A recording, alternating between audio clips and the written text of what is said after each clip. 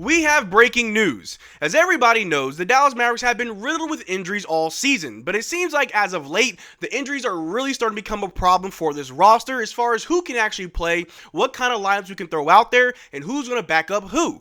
With Daniel Gafford being our only starting center, with Derrick Lively still injured, with Dwight Powell injured, as well as Maxi Kleber now out with a broken foot, the Dallas Mavericks have no other choice but to look out there and try to find a quick fix. And it seems like they did find somebody, as news broke out earlier today that the Dallas Mavericks did have to waive Jason Gortman to sign Kylor Kelley, the 7-foot center from the South Bay Lakers G League affiliate team.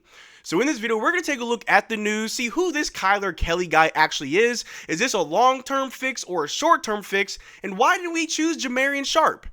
But how's it going, everybody? My name is Marcel Martin. This is Mavs Digest, bringing you the latest news on everything Mavericks related.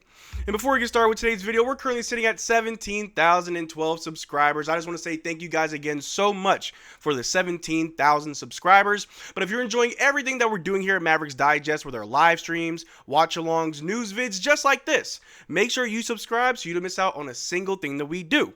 But like I said, the Dallas Mavericks have been dealing with injuries all season long. On Christmas Day, we had Luka Doncic go out with the weird calf strain. We've got Daniel Gafford, our only available center, as Derrick Lively has a stress fracture in his foot. You got Dwight Powell with the hip strain, as well as Maxi Kleber. The report came out yesterday after the game against the Boston Celtics. Another injury blow to Dallas. Mavericks forward Maxi Kleber has suffered a broken right foot in his sideline for an extended period. Sources tell me and ESPN McMahon. At first, they said it was a right ankle sprain. Then they said that, oh, we're going to evaluate in a few weeks. And then Sham said no. The truth of the matter is, Maxi Kleber has a broken foot. And I want to say this is Maxi's 4th or 5th injury this season alone, which leaves Daniel Gafford as our only available big, and we don't know who's going to back him up, who's going to back up PJ without Maxi.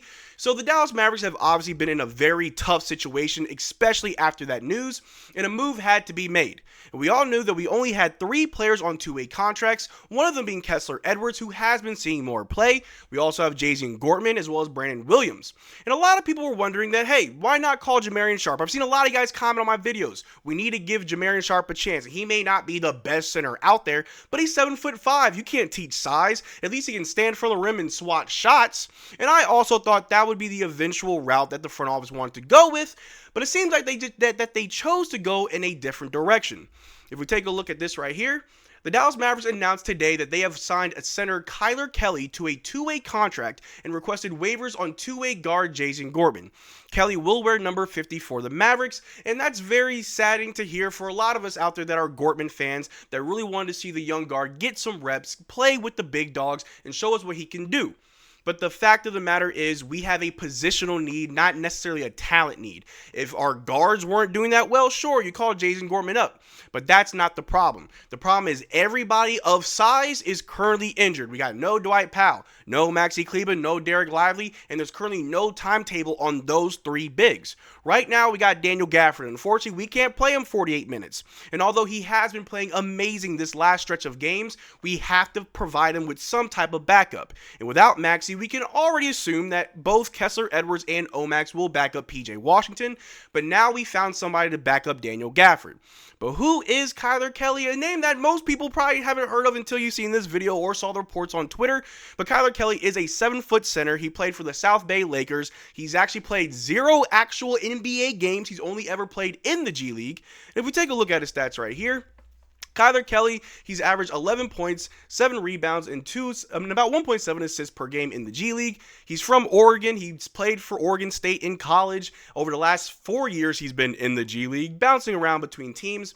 But he does put up some pretty decent numbers in the G League, and obviously if it's the G League, it's nothing you want to be too excited about. It doesn't always translate, and this is honestly a quick fix. We need a body out there. We need somebody with size to go out there, give Daniel Gafford some relief so he can come back out and do what the landlord does best.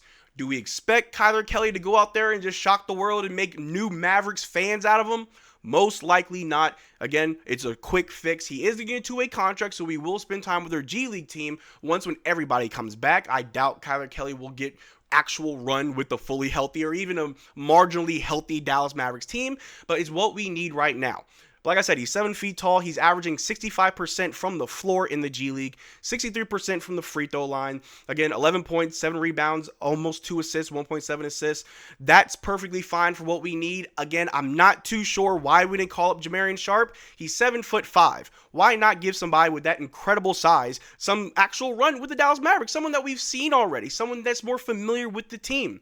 There's obviously a reason that we went out and did this, and one of those reasons could be is that we don't want to really move too many players. Obviously, you got another player that you can use as maybe trade bait, possibly. The Dallas Mavericks, with all these injuries, could probably go without a single trade by the trade deadline. I know there's a lot of names out there that may or may not be linked to the Dallas Mavericks that are available for trade that a lot of people want to see us go after, but with this team currently just riddled with injuries, no one really has any value for a player like Maxi Kleber with a broken foot. No one's really going to take a flyer on Spencer Dinwiddie when, honestly, like him or not, Spencer's been kind of holding it together for us, whether for better or for worse, in this stretch of games for the month of January. We need to keep this team together as much as possible. Maybe we want to keep Jamarian Sharp in the G League. Maybe we got plans for him. And like I said, Kylor Kelley, it's a quick fix. He's not going to get any type of minutes once when everybody comes back. Once when either Dwight Powell, Maxi, or Derrick Lively, whoever comes back first, Kylor Kelley is going to the G League, and this is just a rental, to put it bluntly. And if we take a look right here, Evan Sidery, whether you want to believe his reports or not, did have a report that kind of coincides with what a lot of other reporters are saying, that the Raptors are open to trading Bruce Brown, Kelly Olynyk, Davion Mitchell, and Chris Boucher for second-round picks. Toronto looms large as a potential facilitator in the Jimmy Butler trade as well.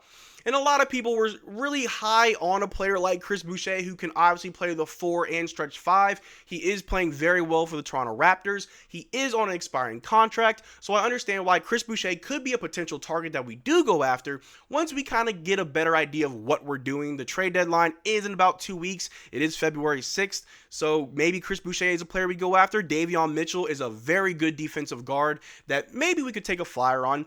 Kelly Olynyk may be a more expensive trade target versus Chris Boucher. However, he is on a more fresh contract that would be more team-friendly for the Dallas Mavericks. And Bruce Brown, I don't know, not a player that I'm really high on. Maybe last season I would say, hey, he's played with Kyrie before. He plays better in a backup role. But we got a Spencer Dinwiddie, so unless we could trade Spencer for Bruce Brown, which I doubt is going to happen, but there are players out there right now that are available that I can see us going after. But with these current injuries, with guys in and out the lineup, I think our team needs have changed. Obviously, we need a defensive wing, that is for sure. But I wouldn't be surprised if we go out and try to find an actual big to back up PJ and Daniel Gafford, a replacement to Maxi, something that we've always said, but that could be a bigger focal point for the Dallas Mavericks. If we take a look at this right here, something that nobody really wants to see, this is the injury report for the Dallas Mavericks versus the Washington Wizards tomorrow. Najee Marshall is still out. He is sick. I got to send prayers up to Najee. I don't know what's going on with him and his immune system or what sickness he's dealing with. Hopefully it's for real and nothing crazy in the background. But Najee Marshall is out with an illness. Dwight Powell is still out with a right hip strain. Maxi Kleber is out with a right foot fracture. Derrick Lively II is out with a right ankle stress fracture. Luka Doncic is still out with a left calf strain, and Dante Exum is out with right wrist surgery. So yes, the Washington Wizards, not a good team, but we have lost to many bad teams. I wouldn't be surprised if we see Kylor Kelley debut tomorrow, as we just need people available. We need bodies. That's all we really need. We need bodies. As long as we got Kyrie Irving, as long as we got PJ Washington, as long as we got Quentin Grimes and a couple other guys, I think we'll be fine, but we need to make sure that we have somebody to back up Daniel Gafford. I don't think he can play 48 full minutes, although he is looking like the Daniel Gafford that we got last year. But let me know what you think in the comment section down below. Do you think we should have signed Jamarian Sharp, or do you think Kylor Kelley is exactly what we need? Let me know in the comment section down below. We can have a conversation about it. But that's all I got for you guys today. Thanks for making this far to the video. Make sure to check out our Twitter and Discord. Links in the description below. Consider becoming a channel member. We are doing a giveaway every single month on this channel. Only way to enter our giveaways is to become a channel member of any tier. But until next time, y'all take care. Drink water. Peace.